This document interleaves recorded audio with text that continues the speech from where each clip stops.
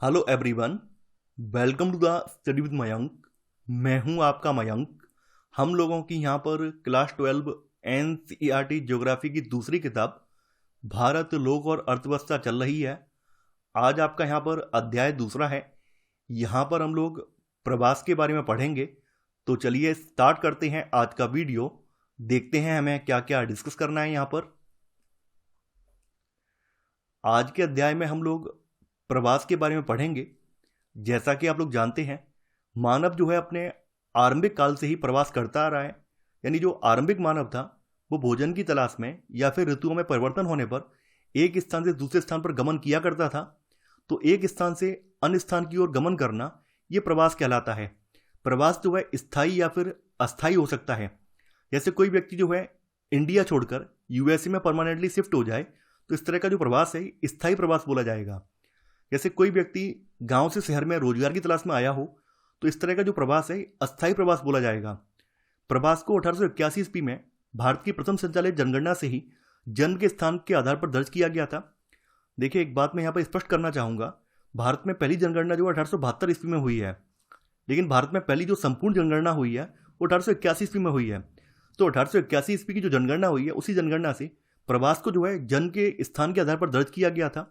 लेकिन 1961 की जो जनगणना हुई है इसमें पहला मुख्य संशोधन किया गया है और इसमें दो घटक ऐड किए गए हैं।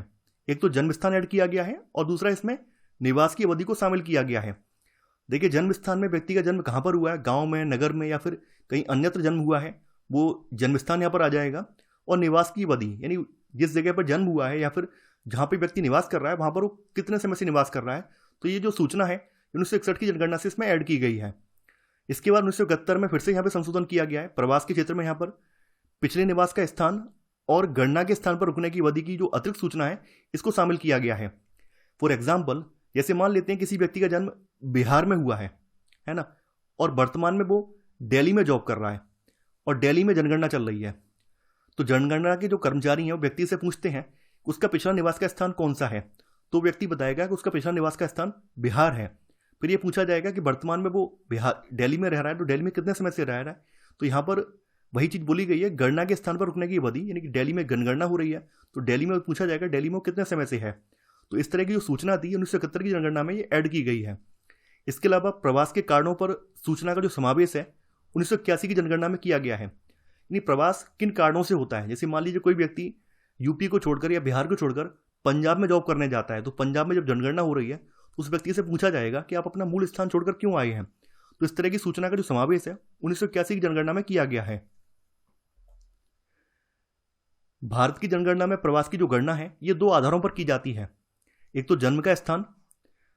देखिए, यदि जन्म का जो स्थान है गणना के स्थान से भिन्न है, इसे जीवन पर्यंत प्रवासी के नाम से जाना जाता है। जैसे मान लीजिए किसी व्यक्ति का जन्म जो है यूपी में हुआ है और वर्तमान में वो एमपी में निवास कर रहा है और एमपी में जनगणना हो रही है, तो वह एमपी के संदर्भ में जीवन पर्यंत प्रवासी कहलाएगा। अगला है यहाँ पर निवास का स्थान। यदि निवास का पिछला स्थान गणना के स्थान से भिन्न है तो इसे निवास के पिछले स्थान से प्रवासी के रूप में जाना जाता है। जैसा कि हमने बिहार और दिल्ली का एग्जाम्पल दिया था कि निवास का पिछला स्थान कौन सा है, व्यक्ति का बिहार है और वर्तमान में जहाँ पर गणना हो रही है वो दिल्ली में है, तो इसे जो है निवास के पिछले स्थान से प्रवासी के रूप में इसको देखा जाएगा। 2011 की जनगणना के अनुसार देश के 121 करोड़ लोगों में से 45.6 करोड़ यानी कि लगभग 37% आबादी जो है ऐसे प्रवासियों की संख्या थी जो निवास के पिछले स्थान के संदर्भ में थे। यानी आप लोग देख सकते हैं 121 करोड़ की जनसंख्या में से हमारे यहाँ पर 45.6 करोड़ लोग प्रवासी लोग हैं। अब आगे यहाँ पर प्रवास की धाराओं के बारे में बात की गई है। देखिए, प्रवास की धाराओं में दो प्रकार का प्रवास आ जाता है। एक तो आंतरिक प्रवास है। आंतरिक प्रवास जो है देश की भीतरी सीमाओं के अंदर होता है और दूसरा है अंतर्राष्ट्रीय प्रवास। तो अंतर्राष्ट्रीय प्रवास जो है देश के बाहर या फिर अन्य देशों से देश के अंदर होता है। सबसे पहले बात करते हैं आंतरिक प्रवास की। देखिए, आंतरिक प्रवास की भी चार धाराएं हैं। इसमें तो ग्रामीण से ग्रामीण प्रवास है, ग्रामीण से नगरीय प्रवास है, नगरी से नगरीय प्रवास है और नगरी से ग्रामीण प्रवास है। जैसे आपने देखा होगा कि अपने भारतीय समाज में जो लड़कियां होती हैं वो शादी के बाद अपने ससुराल में जाती हैं, तो गांव से गांव के प्रवास में इस तरह का जो प्रवास है वो गांव से गांव का प्रवास है। लड़कियां जो है अपना गांव छोड़कर किसी दूसरे गांव में ब्याह दी गई, तो जो जो प्रवास होगा ये प्रवास ग्रामीण से ग्रामीण प्रवास बोला जाएगा। ग्रामीण से नगरीय प्रवास के बारे में आप लोग जानते हैं, कई बार लोग जो हैं रोजगार के अवसरों की तलाश में नगरों की ओर पलायन करते हैं, या फिर लड़कियों की शादी नगरों में कर दी जाती है, तो इस तरह का प्रवास ग्रामीण से नगरीय प्रवास बोला जाएगा। नगरी से नगरी का मतलब क्या है, कोई व्यक्ति जो है छोटे नगर को छोड़कर किसी बड़े नगर में शिफ्ट हो जाए। जैसे मान लीजिए कोई व्यक्ति जो है नोएडा में रह रहा है ना, अब वो चाह रहा है कि वो बेंगलुरु में पहुंच जाए या मुंबई में पहुंच जाए, तो इस तरह का जो प्रवास बोला जाएगा वो नगरी से नगरी बोला जाएगा। नगरी से ग्रामीण का मतलब क्या है, कई बार लोग शहरी परिवेश से उनका मन भर जाता है या ऊब जाते हैं, या फिर लोग जो है किसी बड़ी कंपनी में कार्यरत होते हैं या फिर किसी गवर्नमेंट सेक्टर में कार्यरत हैं, तो ऐसे में व्यक्ति की पोस्टिंग रूरल एरिया में कर दी जाए, ग्रामीण परिवेश में कर दी जाए, तो इस तरह का जो प्रवास बोला जाएगा वो नगरी से ग्रामीण प्रवास बोला जाएगा। भारत में 2011 के दौरान पिछले निवास के आधार पर परिकलित 45.6 करोड़ प्रवासियों में से 14.2 करोड़ ने पिछले 10 वर्षों में अपने निवास का स्थान बदल दिया है। यानी यहाँ पर जो पिछले निवास के स्थान के आधार पर प्रवासी हैं, इनमें से बताई गई है संख्या, जो हमारे यहाँ 45.6 करोड़ लोग प्रवासी लोग हैं, इनमें से लगभग 14.2 करोड़ लोग जो हैं ये पिछले 10 वर्षों में अपने निवास का स्थान इन्होंने बदल दिया है। रोजगार की तलाश में या फिर अन्य कारणों से ये लोग अपना मूल स्थान छोड़कर अन्य स्थान पर चले गए हैं। देखिए यहाँ पर आपके सामने यहाँ पे ग्राफ दिया गया है। यहाँ पे ग्राफ में बताया गया है कि निवास के अंतिम स्थान के अनुसार अंतर्राज्यीय प्रवास दर्शाती प्रवास की धाराएं। अंतर्राज्यीय का मतलब क्या है कि यहाँ पर 10 वर्षों के भीतर 0 से लेकर 9 वर्ष के भीतर का जो प्रवास है 2011 का यहाँ पे आंकड़ा दिया गया है। जैसे यहाँ पे बताया गया है, देखिए यहाँ पर जो डार्क वाला सेक्शन आप लोग देख रहे हैं ये स्त्री वाला सेक्शन है, और लाइट वाला जो सेक्शन देख रहे हैं पुरुष वाला सेक्शन है। तो ग्रामीण से ग्रामीण प्रवास में स्त्रियों की संख्या ज़्यादा है ना। ग्रामीण से नगरीय प्रवास में आप लोग देख पा रहे हो, ग्रामीण से नगरीय प्रवास में भी यहाँ पर आप देख पा रहे हैं 2011 का जो आंकड़ा दिया गया है ये अंतर्राज्यीय है। अंतर्राज्यीय का मतलब है एक राज्य की सीमाओं के भीतर है या देश की सीमाओं के भीतर जो प्रवास हो रहा है उस प्रवास की बात अंतर्राज्यीय, यानी एक राज्य के भीतर की जो सीमाएं हैं उनमें जो प्रवास हो रहा है उसकी बात हो रही है। तो यहाँ पर आप लोग देख पा रहे होंगे ग्रामीण से नगरी जो प्रवास हो रहा है इसमें भी स्त्रियों की संख्या ज़्यादा है। नगरी से ग्रामीण में भी यहाँ पर आप देख पा रहे होंगे यहाँ पर स्त्रियों की संख्या यहाँ पर ज़्यादा है, और नगरी से नगरी में यहाँ भी स्त्रियों की संख्या ज़्यादा है। उसका रीजन यहाँ पर सबसे बड़ा यही है कि हमारे यहाँ पर हमारे भारतीय कल्चर में जो लड़कियाँ होती हैं शादी के बाद अपने ससुराल में जाती हैं, यही कारण है कि जो अंतर्राज्यीय प्रवास है उसमें महिलाओं की संख्या ज़्यादा है। इनमें से 11.9 करोड़ अंतर्राज्यीय प्रवासी थे और इस धारा में स्त्री प्रवासी प्रमुख थे, और इनमें से अधिकांश जो है विवाहोपरांत प्रवासी थी। जैसा कि हमने बताया था कि हमारे भारतीय परिवेश में या हमारी भारतीय परंपरा में जो लड़कियां होती हैं वो ब्याह के बाद अपने ससुराल में जाती हैं। यही कारण है कि अंतर्राज्यीय प्रवास में महिलाओं की संख्या ज़्यादा थी। अंतर्राज्यीय और अंतर्राज्यीय प्रवासों में थोड़ी दूरी के ग्रामीण से ग्रामीण प्रवास की धाराओं में स्त्रियों की संख्या सर्वाधिक है। अंतर्राज्यीय का मतलब होता है एक राज्य के भीतर, और अंतर्राज्यीय का मतलब है एक राज्य से बाहर। तो देखिए यहाँ पे चाहे अंतर्राज्यीय प्रवास हो या अंतर्राज्यीय, यहाँ पर जो आंकड़ा दिया गया अंतर्राज्यीय का दिया गया है। तो यहाँ पर अंतर्राज्यीय में भी आप लोग देख पा रहे होंगे जो ग्रामीण से ग्रामीण प्रवास है इसमें भी स्त्रियों की संख्या ज़्यादा है। इसके विपरीत आर्थिक कारणों की वजह से अंतर्राज्यीय प्रवास ग्राम से नगर धारा में पुरुष सर्वाधिक हैं। जैसे लोग अपना राज्य छोड़कर अन्य राज्यों में रोजगार की तलाश में जाते हैं, तो ऐसे मामलों में ग्रामीण से नगरीय जो प्रवास है इसमें पुरुषों की संख्या ज़्यादा है। जैसा कि आप देख पा रहे हैं यहाँ पर निवास के अंतिम स्थान के अनुसार अंतर्राज्यीय प्रवास दर्शाती प्रवास की धाराएं। तो यहाँ पर आप देख पा रहे हैं ग्रामीण से नगरीय प्रवास में महिलाओं की संख्या यहाँ पे कम है, लेकिन पुरुषों की संख्या ज़्यादा है, क्योंकि भारतीय परिवेश में या भारतीय परंपराओं में पुरुष कमाते हैं और महिलाएं घर चलाती हैं, घर संभालती हैं। इस वजह से आप लोग देखते हैं कि लोग अपना गांव छोड़कर, अपना राज्य छोड़कर किसी अन्य राज्य में रोजगार की तलाश में जाते हैं। तो यहाँ पर आप देख पा रहे हैं ग्रामीण से नगरीय जो अंतर्राज्यीय प्रवास है, एक राज्य से दूसरे राज्य में प्रवास है, इसमें पुरुषों की संख्या ज़्यादा है। अब है यहाँ पर अंतर्राष्ट्रीय प्रवास। देखिए जैसा कि हमने बताया था अंतर्राष्ट्रीय प्रवास का मतलब होता है अपने देश से बाहर किसी अन्य देश में या किसी अन्य देश से आप अपने देश में आ रहे हैं, तो इस तरह का जो प्रवास है अंतर्राष्ट्रीय प्रवास बोला जाएगा। जनगणना 2011 में अंकित है कि भारत में अन्य देशों से 50 लाख व्यक्तियों का प्रवास हुआ है। यहाँ पर लगभग 50 लाख व्यक्तियों का दिया गया, 53,63,099 व्यक्तियों का यहाँ संख्या दी गई है, लगभग 50 लाख व्यक्ति हैं। तो यहाँ पे बताया गया है कि इनमें से लगभग 47 लाख लोग जो हैं ये पड़ोसी देशों से आए हैं। तो यहाँ पे बताया गया कि इनमें से 88.9% जो हैं ये पड़ोसी देशों से आए हैं, और पड़ोसी देशों से आने वाले लोगों में सबसे ज़्यादा जो प्रवासी हैं वो बांग्लादेश से आए हैं। देखिए आपको ये याद रखना है, कई बार पूछा जाता है कि सबसे ज़्यादा प्रवासी जो है भारत में कहाँ से, किस देश से आए हैं, अपने पड़ोसी देशों में बांग्लादेश से आए हैं। और बांग्लादेश के बाद फिर आपका अगला नंबर जो आ जाता है वो पाकिस्तान का आ जाता है, थर्ड आ जाता है वो नेपाल का आ जाता है। तो ये आपको याद रखना है कि हमारे यहाँ पर जो अपने पड़ोसी देशों से जो प्रवासी आए उनमें सबसे ज़्यादा संख्या बांग्लादेश वालों की है, सेकंड नंबर पर पाकिस्तान आता है और थर्ड पर नेपाल आ जाता है।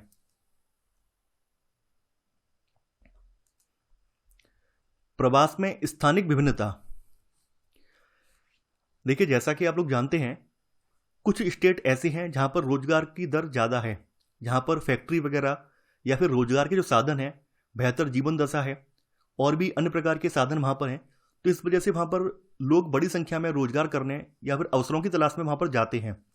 तो प्रवासियों में महाराष्ट्र का सूची में प्रथम स्थान है। इसके बाद दिल्ली, गुजरात और हरियाणा आते हैं।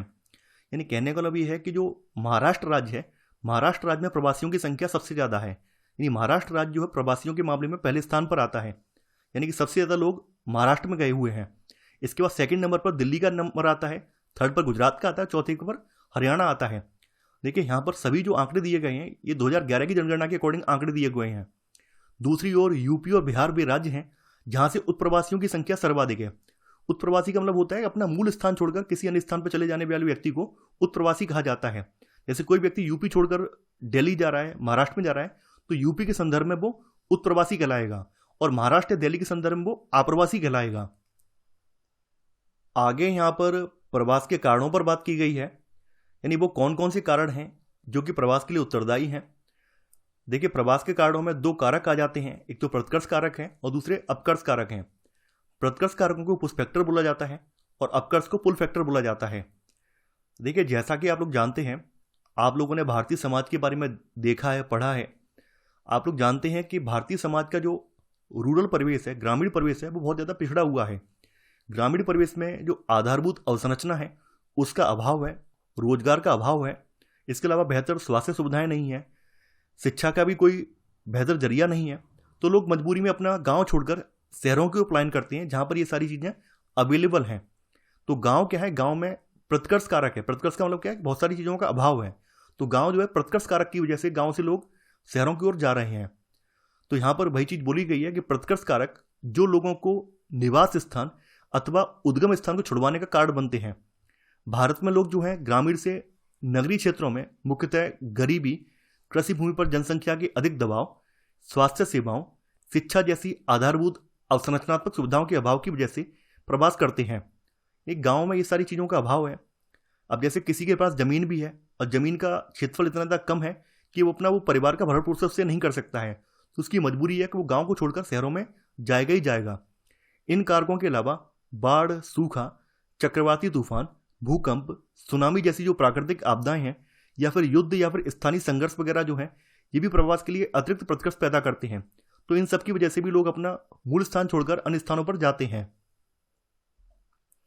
अब है यहाँ पर अपकर्ष कारक या फिर पुल फैक्टर, यानी वो कारक जो लोगों को किसी अन्य स्थान पर आकर्षित करते हैं, कहीं किसी अन्य स्थान पर बसने के लिए लोगों को आकर्षित करते हैं। तो यहाँ पर अपकर्ष कारक जो विभिन्न स्थानों से लोगों को आकर्षित करते हैं, जैसा कि आप लोग जानते हैं कि नगरीय क्षेत्रों में आधारभूत अवसंरचना बेहतर होती है, रोजगार के साधन होते हैं, अवसर भी ज़्यादा होते हैं, स्वास्थ्य या फिर जो शिक्षा के साधन है वो भी ज़्यादा होते हैं। तो नगरीय क्षेत्रों की ओर अधिकांश ग्रामीण प्रवासियों के लिए सर्वाधिक महत्वपूर्ण अपकर्ष कारक बेहतर अवसर, नियमित काम का मिलना और अपेक्षाकृत ऊंचा वेतन है। यही कारण है कि लोग नगरों की ओर उन्मुख होते हैं। शिक्षा के लिए बेहतर अवसर, बेहतर स्वास्थ्य सुविधाएं और मनोरंजन के स्रोत इत्यादि भी काफ़ी महत्वपूर्ण अपकर्ष कारक हैं। ये सभी क्या, ये सभी अपकर्ष कारक हैं जो लोगों को शहरों की ओर या शहरों की ओर आने के लिए प्रेरित करते हैं। यहाँ पर बताया गया है कि काम और रोजगार पुरुष प्रवास के मुख्य कारण रहे हैं। यानी 26% जो पुरुष प्रवास होता है वो काम और रोजगार की वजह से होता है, और काम और रोजगार के मामले में जो महिलाओं का प्रवास है वो 2.3% होता है। इसके विपरीत 67% स्त्रियां विवाह के उपरांत अपने मायके से बाहर चली जाती हैं। जैसा कि भारतीय परंपरा में आप लोग जानते हैं, लड़कियां जो होती हैं शादी के बाद अपने ससुराल जाती हैं, इन्होंने अपना मायका छोड़ना पड़ता है। खास करके ग्रामीण क्षेत्रों में जो प्रवास है उस प्रवास का सबसे बड़ा कारण यही है, यानी स्त्रियां जो हैं शादी के बाद अपने मायके चली जाती हैं। हालांकि मेघालय राज्य इसका अपवाद है, यानी मेघालय राज्य में जो लड़कियां हैं वो शादी के बाद अपने ससुराल में नहीं जाती हैं बल्कि मायके में ही निवास करती हैं। इन विवाहों की तुलना में देश में पुरुष प्रवास केवल 4% है। इस शादी के बाद जो पुरुष हैं वो अपना घर, केवल 4% लोग जो हैं ऐसे लोग हैं जो शादी के बाद अपना घर छोड़कर अपने ससुराल में जाकर रहते हैं। आगे यहाँ पर प्रवास के परिणाम बताए गए हैं कि प्रवास के क्या क्या परिणाम होते हैं। जैसा कि आप लोग जानते हैं, प्रवास का सबसे बड़ा कारण क्या है? सबसे बड़ा कारण है अवसरों का असमान वितरण होना, यानी कि जो अवसर हैं वो अवसर एक समान वितरित नहीं है। जैसा कि हमने आपको बताया था कि भारत का जो ग्रामीण परिवेश है आर्थिक रूप से, सामाजिक रूप से और कई प्रकार से पिछड़ा हुआ है, अवसरों का वहाँ पर अभाव है। तो इन सब कारणों की वजह से लोग ग्रामीण क्षेत्र को छोड़कर शहरों की ओर पलायन करते हैं, शहरों की ओर प्रवास करते हैं। बदले में यह प्रवास के उद्गम और गंतव्य क्षेत्रों के लिए लाभ और हानि दोनों उत्पन्न करता है। देखिए, प्रवास जो है एक क्षेत्र में लाभ भी उत्पन्न करता है तो हानियां भी वहां पर देखने को मिलती हैं। तो यहाँ पर लाभ और हानि दोनों पर चर्चा की गई है। सबसे पहले प्रवास के जो आर्थिक परिणाम है उन पर चर्चा की गई है। तो यहाँ पे बताया गया है कि उद्गम प्रदेश के लिए मुख्य लाभ प्रवासियों द्वारा भेजी गई हुंडी है। हुंडी का मतलब है प्रेषित धन या फिर रेमिटेंस। वैसे अगर हुंडी का अर्थ देखेंगे तो हुंडी एक प्रकार का पहले एक पत्र होता था, ऐसे बोल सकते हैं कि एक चेक टाइप होता था। जैसे आप वर्तमान में चेक इस्तेमाल करते हैं, डिमांड ड्राफ्ट इस्तेमाल करते हैं, तो मध्यकाल में हुंडी का क्या होता था, एक पत्र होता था। जैसे मान लीजिए आप यूएसए में व्यापार कर रहे हैं, तो यूएसए के व्यापारी ने आपको एक हुंडी जारी कर दी कि आप उस हुंडी के जरिए 10,000 रुपये प्राप्त कर सकते हैं। तो जहाँ भी उस कंपनी का ऑफिस होगा, उस कंपनी में आप उस कंपनी के ऑफिस में जाकर आप उस हुंडी को दिखाएंगे और आपको 10,000 रुपये मिल जाएंगे। तो हुंडी उस समय के संदर्भ में ये हुंडी बोली जाती थी। लेकिन वर्तमान में यहाँ पे हुंडी का अर्थ रेमिटेंस से है, प्रेषित धन से है। तो यहाँ पर आप हुंडी को हुंडी में मत समझना, यहाँ पे हुंडी का मतलब क्या है, प्रेषित धन है। तो यहाँ पर हुंडी मतलब प्रेषित धन जो है ये उद्गम प्रदेश के लिए, उद्गम प्रदेश का मतलब क्या है, कोई व्यक्ति जैसे कि कोई व्यक्ति इंडिया छोड़कर यूएसए में रोजगार के लिए गया है, तो यूएसए से वो जो भी पैसा भेजेगा तो हमारे इंडिया के संदर्भ में हमें क्या होगा, हमें लाभ ही तो होगा भाई। हमारे यहाँ जो विदेशी मुद्रा भंडार है उसमें बढ़त होगी। अंतर्राष्ट्रीय प्रवासियों के द्वारा भेजी गई हुंडियां विदेशी विनिमय के प्रमुख स्रोत में से एक हैं। पंजाब, केरल और तमिलनाडु अपने अंतर्राष्ट्रीय प्रवासियों से महत्वपूर्ण राशि प्राप्त करते हैं। जैसा कि आप लोग जानते हैं कि हमारे यहाँ पर बहुत सारे लोग, यहाँ पे स्टेट वाइज आंकड़ा नहीं दिया गया, फिर भी बताया गया कुछ ऐसे राज्य हैं जहाँ के लोगों की एक बड़ी संख्या विदेशों में रहती है। तो वो लोग जहाँ पर रह रहे हैं, विदेशों में रह रहे हैं, वहाँ से धन जो है अपने माता पिता को, अपने परिवारीजनों को सेंड करते हैं। इससे एक बड़ी मात्रा में हमें जो विदेशी मुद्रा है वो प्राप्त होती है। अंतर्राष्ट्रीय प्रवासियों की तुलना में आंतरिक प्रवासियों द्वारा भेजी गई हुंडियों की राशि बहुत थोड़ी होती है। जैसा कि आप लोग जानते हैं, जैसे कि आपने डॉलर और रुपए का कंपैरिजन किया होगा कि $1 की जो कीमत है लगभग भारत के 80 रुपये या 80 या 82 रुपये के बराबर होती है। तो यहाँ पर वही चीज़ बताई गई है कि जो अंतर्राष्ट्रीय प्रवासी हैं, अंतर्राष्ट्रीय प्रवासी जो भी मुद्रा सेंड करते हैं उसकी वैल्यू हमारे भारत में जो आंतरिक प्रवासी हैं उनके द्वारा जो मुद्रा भेजी जाती है उसकी तुलना में ज़्यादा होती है। पूर्वी यूपी, बिहार, एमपी और उड़ीसा के ग्रामीण क्षेत्रों से पंजाब, हरियाणा, पश्चिमी यूपी के ग्रामीण क्षेत्रों में प्रवास जो है ये कृषि विकास के लिए, उनकी हरित क्रांति कार्ययोजनाओं की सफलता के लिए उत्तरदायी है। देखिए, हमारे देश में गांव से गांव में भी प्रवास हुआ है। खास करके आपने देखा होगा जो कृषक श्रमिक होते हैं, कृषि श्रमिक होते हैं, तो कृषि श्रमिक क्या करते हैं, वो खेती बाड़ी के कामों को करना जानते हैं। तो पंजाब है, हरियाणा है या पश्चिमी यूपी है, जहाँ पर हरित क्रांति का विस्तार हुआ था, हरित क्रांति यहाँ से आरंभ हुई थी, तो यहाँ पर बड़े पैमाने पर खेती बाड़ी का कार्य किया जाता है। तो इस खेती बाड़ी के कार्य को संपन्न करने के लिए बड़े पैमाने पर मजदूरों की आवश्यकता पड़ती है। तो जो पिछड़े हुए इलाके हैं, जैसे पूर्वी यूपी के पिछड़े इलाके हैं, बिहार, एमपी या उड़ीसा के इलाके हैं, यहाँ से ग्रामीण क्षेत्रों से श्रमिक जो होते हैं वो पंजाब, हरियाणा या पश्चिमी यूपी के ग्रामीण क्षेत्रों में प्रवास करते हैं। अनियंत्रित प्रवास ने भारत के महानगरों को अति संकुलित कर दिया है। देखिए, जब प्रवासियों की संख्या ज़्यादा बढ़ती है तो संख्या बढ़ने से शहरों पर कई गंभीर प्रभाव भी पड़ते हैं।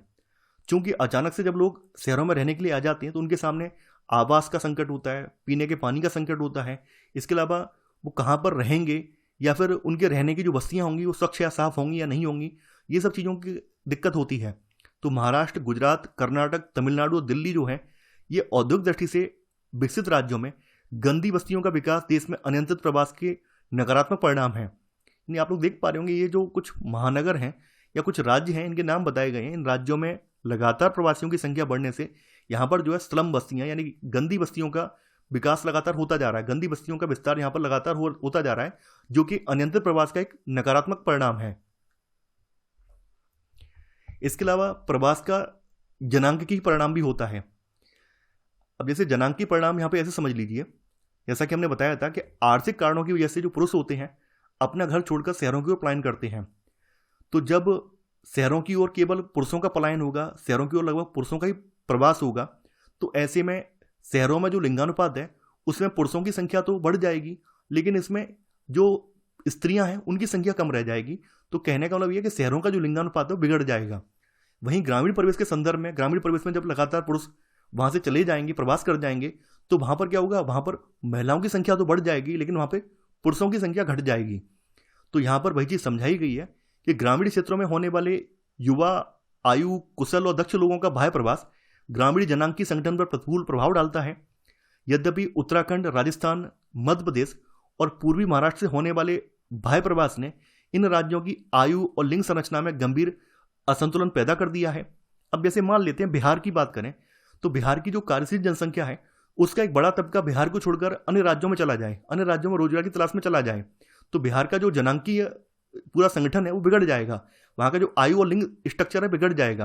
यानी जब पुरुष सारे किसी अन्य राज्य में या किसी अन्य राज्यों में चले जाएंगे तो वहां पर क्या होगा, बिहार में केवल महिलाओं की संख्या ज्यादा बढ़ जाएगी, और महिलाओं की संख्या के अलावा वहां पर जो कार्यशील व्यक्ति तो कम है, तो कार्यशील व्यक्ति जब कम होंगे तो वहां पर क्या होगा, वहां पर जो बेसिक जो कामकाज है उसको करने वाले भी वहां पे कम होंगे। तो ऐसे करके जो राज्य की जो प्रगति है वो भी कम हो जाएगी, क्योंकि वहां पे काम करने वाले जितने कार्यशील लोग हैं अन्य राज्यों में गए हुए हैं, तो वहां पर बिहार में वहां पर जो सरकार है उसको काम करने वाले लोग नहीं मिलेंगे, तो वहां पर दिक्कत होगी। तो यहाँ पर जनांकीय परिणाम में यही चीज समझाई गई है कि जब इस तरह की चीजें होती हैं तो क्या होता है, किसी राज्य की आयु या लिंग संरचना पर एक गंभीर असंतुलन पैदा हो जाता है। तीसरा है सामाजिक परिणाम। देखिए, प्रवासी जो हैं ये सामाजिक परिवर्तन के अभिकर्ताओं के रूप में कार्य करते हैं। जब कोई व्यक्ति गांव से शहर की ओर जाता है तो वो व्यक्ति जो है शहर के तौर तरीकों को, वहाँ के रीति रिवाजों को, वहाँ की संस्कृति को, वहाँ पर जो भी प्रौद्योगिकी डेवलपमेंट है, प्रौद्योगिकी अचीवमेंट है, उन सबको देख कर आता है, उन सबको सीख कर आता है। जब वो व्यक्ति अपने गांव में लौट कर आता है तो उन सब बातों से अपने परिवार वालों को, अपने अड़ोसियों पड़ोसियों को अवगत कराता है। तो यहाँ पर वही चीज बताई गई है कि नवीन प्रौद्योगिकियों, परिवार नियोजन, बालिका शिक्षा इत्यादि से संबंधित नए विचारों का नगरीय क्षेत्रों से ग्रामीण क्षेत्रों की ओर विसरण जो है वो इन्हीं लोगों के माध्यम से होता है। प्रवास से जो है विविध संस्कृतियों के लोगों का अंतर्मिश्रण होता है। जैसा कि आप लोग देखते होंगे, दिल्ली में की अगर बात करें तो दिल्ली में लगभग भारत के सभी राज्यों के लोग पाए जाते हैं। तो प्रवास के माध्यम से क्या होता है, बहुत सारी संस्कृतियों का अंतर्मिश्रण होता है। इसका संकीर्ण विचारों को भेदते तथा मिश्र संस्कृति के उद्विकास में सकारात्मक योगदान होता है। आपने देखा होगा कि कई बार लोग जब एक ही प्रकार की पृष्ठभूमि से बिलोंग करते हैं तो कुछ चीज़ों को लेकर उनके अंदर रूढ़िवादी धारणाएं होती हैं, जैसे छुआछूत को लेकर, जातिवाद को लेकर। लेकिन जब आप नगरों में पहुंच जाते हैं, खास करके दिल्ली जैसे शहर में पहुंच जाते हैं, किसी बड़ी कंपनी में आप काम कर रहे होते हैं, तो वहां पर आप छुआछूत को या फिर जाति प्रथा को बढ़ावा नहीं दे सकते हैं। वहां पर आपको जॉब करना होता है, वहां पर आपको रोजगार की ललक होती है कि हमें पैसा कमाना है। वहां आपको फर्क नहीं पड़ता है कि आपके बगल में या आपकी वाली बिल्डिंग में आपके बगल वाले रूम में कौन व्यक्ति किस जाति का है, किस धर्म का, आपको फर्क नहीं पड़ता है। आपको मतलब होता है अपने जॉब से, अपने पैसे से मतलब होता है। तो यहाँ पर इन सब चीज़ों का ये भी फायदा है कि आप ऐसे करके जो संकीर्ण विचार हैं उनको भेदते हैं और एक मिक्स कल्चर का उद्विकास भी होता है। ये यहाँ पर एक सकारात्मक योगदान है। हालांकि इसके कुछ निगेटिव डिसएडवांटेज भी हैं। जैसा कि आप लोग जानते हैं कि शहर जो होते हैं, शहर में लोग गुमनाम हो जाते हैं। गुमनाम का मतलब होता है खो जाते हैं, क्योंकि शहर में इतना ज़्यादा क्राउड होता है, किसी व्यक्ति को किसी से मतलब नहीं होता है, सब अपने में इन्वॉल्व होते हैं, अपने में बिजी होते हैं। तो इसके गुमनामी जैसे गंभीर नकारात्मक परिणाम भी होते हैं जो व्यक्तियों में सामाजिक निर्वात और खिन्नता की भावना भर देते हैं। सामाजिक निर्वात का मतलब क्या है? जैसे आपने देखा होगा, दिल्ली में अगर कोई व्यक्ति रह रहा है तो उसे ये नहीं पता होता है उसके ऊपर वाला जो फ्लोर है उस पर कौन व्यक्ति निवास कर रहा है, कहाँ का व्यक्ति है, क्या करता है, नहीं मतलब है। क्योंकि हर व्यक्ति अपने में मगन है, हर व्यक्ति अपनी जॉब से मतलब रखता है। आपके अड़ोस पड़ोस में क्या चल रहा है आपको पता ही नहीं है। अगर किसी का मर्डर हो जाए, किसी की मौत भी हो जाए, तो भी आपको सहज पता नहीं चलता है जब तक हो हल्ला ना मचे। तो इस तरह का जो माहौल है, यहाँ पर एक सामाजिक निर्वात का माहौल है, यानी आपका अपने आसपास के समाज से, अपने परिवेश से इंटरेक्शन नहीं हो पा रहा है, एक सामाजिक निर्वात है। तो ऐसे करके आपके अंदर कुंठा का भाव भी आता है, आप अकेलेपन की शिकार भी होते हैं। और ये सब जो भावनाएं आपके अंदर पनपने लगती हैं, तो खिन्नता की जो सतत भावना है, ये लोगों को अपराध और औसत दुरुपयोग जैसी जो असामाजिक क्रियाएं हैं, इनके पास में फंसने के लिए अवरेत कर सकती है। जब व्यक्ति अकेलापन का शिकार होता है, डिप्रेशन होता है, यानी अकेले है, कोई है भी साथी नहीं है, कोई मतलब उसके साथ एंजॉय करने वाला नहीं, किसी से अपने मन की बात कह नहीं सकता है, तो ऐसे में व्यक्ति या तो अपराधी बन सकता है या फिर वो ड्रग वगैरह यानी शराब वगैरह या फिर अन्य प्रकार के जो ड्रग वगैरह हैं ये सब ले सकता है। तो ये सब चीज़ें भी हो सकती हैं। इसका यहाँ पर चौथा भी एक परिणाम बताया गया, पर्यावरणीय परिणाम। जैसा कि आप लोग जानते हैं कि लगातार गांव से जब नगरों की ओर पलायन होता है तो नगरों में जब अनियंत्रित विस्तार होता है तो नगरों में जो स्लम बस्तियां हैं उनकी संख्या लगातार बढ़ती जाती है। तो इससे नगरीय बस्तियों की अनियोजित वृद्धि होती है और गंदी बस्तियों और क्षुद्र कॉलोनियों का निर्माण होता है। यानी कि बहुत कंजेस्टेड जो कॉलोनियाँ होती हैं, यानी बहुत पतली पतली सक्रिय कड़ियों वाली जो कॉलोनियाँ होती हैं उनका विस्तार होता जाता है। चूंकि यहाँ पर लगातार जनसंख्या का दबाव बढ़ता जाता है तो ऐसे में साफ सफाई, उनकी जो भी आधारभूत सुविधाएं हैं उन सब का अभाव होता है। तो प्राकृतिक संसाधनों के अति दोहन की वजह से नगर भौमजल स्तर के अवच्छ हैं। इसके अलावा जो एयर पॉल्यूशन है, वाहित मल के निपटान और ठोस कचरे के प्रबंधन जैसी जो गंभीर समस्याएं हैं इन सब का सामना कर रहे हैं। यानी जब लगातार जनसंख्या बढ़ती जाएगी तो वहाँ के जो संसाधन हैं जैसे कि भौमजल संसाधन है उस पर भी दबाव पड़ेगा, तो नगरों का जो भौमजल स्तर है वो लगातार नीचे चला जाता है। इसके अलावा यहाँ पर जो एयर क्वालिटी है वो भी डाउन होती जाती है। चूंकि यहाँ पर जो वाहित मल वगैरह है उसका प्रॉपर तरीके से निपटान नहीं होता है तो वाहित मल को सीधा नालों वगैरह में जो पानी के सोर्स हैं वहाँ पे छोड़ दिया जाता है। इससे आसपास का पानी भी दूषित होता है। इसके अलावा जो कचरा वगैरह उसका भी प्रॉपर तरीके से हैंडलिंग नहीं होती, प्रॉपर तरीके से उसका प्रबंधन नहीं होता है। तो इन सबसे वहाँ का जो पर्यावरणीय संतुलन है वो बिगड़ जाता है। अब आगे यहाँ पर भारतीय प्रसार के बारे में बात की गई है, यानी इंडियन डायस्पोरा के बारे में बात की गई है। भारतीय प्रसार का मतलब है कि भारतीय मूल के जो व्यक्ति हैं जो दुनिया के विभिन्न देशों में फैले हुए हैं वो सब भारतीय प्रसार के अंतर्गत आते हैं। इन्हें इंडियन डायस्पोरा बोला जाता है। यहाँ पे भारतीय प्रसार के बारे में जो शुरुआत की गई है वो औपनिवेश काल से की गई है। औपनिवेश काल का मतलब आप लोग जानते होंगे कि किसी अन्य देश पर किसी देश द्वारा वहाँ के संसाधनों का दोहन करने के उद्देश्य से अपनी कॉलोनी स्थापित करना, ये उपनिवेश कहलाता है। तो हमारे भारत में अंग्रेजों ने, इसके अलावा फ्रेंच, पुर्तगाली, डच, इन सब लोगों ने अपने अपने उपनिवेश स्थापित किए। लेकिन हमारे यहाँ पर सबसे लंबे समय तक जो है अंग्रेजों के उपनिवेश स्थापित रहे। तो उस समय क्या थे, यूरोप के देशों की एक होड़ मची हुई थी कि दुनिया के विभिन्न जो देश हैं या विभिन्न जो क्षेत्र हैं वहाँ पर अपना अपना झंडा गाड़ देना और वहाँ के संसाधनों का दोहन करके अपने मूल देश को समृद्ध बनाना। तो इसी क्रम में इन लोगों ने जो साउथ अमेरिकन कंट्री हैं या मध्य अमेरिका के जो देश हैं उन पर कब्जा जमा लिया था और वहाँ के संसाधनों पर इन्होंने अपना अधिकार स्थापित कर लिया था। वहाँ पर इन्होंने बड़े बड़े अपने बागान वगैरह स्थापित किए। इन सब का उद्देश्य वही था कि यहाँ के जो संसाधन है उनका दोहन करके अपने मूल देशों को हम समृद्ध बनाएंगे, उन्हें आर्थिक रूप से स्ट्रांग बनाएंगे। तो जब इन्होंने वहाँ पे बागान वगैरह लगाए हैं, उन बागानों में काम करवाने के लिए इन्हें मजदूरों की आवश्यकता पड़ी है। तो ऐसे करके, चूंकि उस समय भारत में भी उपनिवेश इन लोगों का स्थापित था, तो ऐसे करके इन लोगों ने यहाँ पर भारत के लोगों के साथ एग्रीमेंट करके यहाँ के लोगों को वो वहाँ पर ले गए हैं।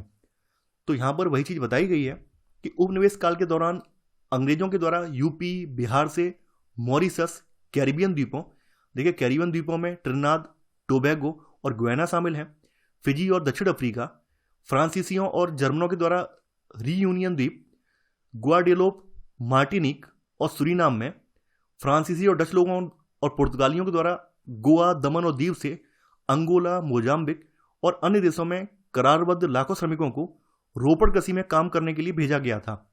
और ऐसे सभी प्रवासी जो हैं, ये भारतीय उत्प्रवास अधिनियम था जिसको ग्रिमिट एक्ट कहा जाता है। इस एक्ट के तहत समयबद्ध अनुबंध के तहत यहाँ पर भेजे गए थे। देखिए, जैसा कि आप लोग जानते हैं, जब हमारे देश पर इन औपनिवेश शासकों ने अपना शासन स्थापित किया तो इन्होंने हमारे भारत की जो भी कृषि पद्धति थी उसको पूरी तरह से रोक दिया।